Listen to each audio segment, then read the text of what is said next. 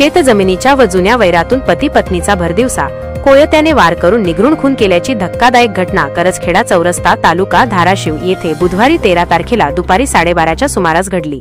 या दुहेरी हत्याकांडाने संपूर्ण जिल्ह्यात खळबळ उडाली आहे। मृतांमध्ये सहदेव भागवत पवार वय 32, पत्नी प्रियंका सहदेव पवार वय 28 राहणार करजखेडा यांचा समावेश आहे।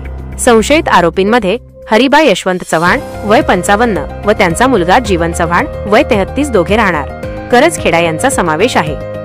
मिळालेल्या माहितीनुसार सहदेव पवार व हरिबा चव्हाण हे नात्याने आतेभाचे असून त्यांच्या शेतजमिनी एकमेकांच्या शेजारी आहेत। बांधावरील हक्कासंदर्भात दोघांमध्ये गेली अनेक वर्षांपासून वाद सुरू आहे।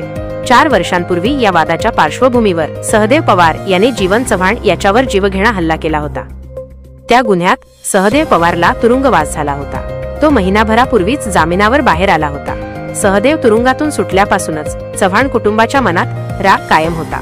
बुधवारी दुपारी सहदेव पवार हे पत्नी प्रियंका हिच्यासह दुचाकीवरून करजखेडा चौरस्त्याकडे कीटकनाशक खरेदीसाठी निघाले होते।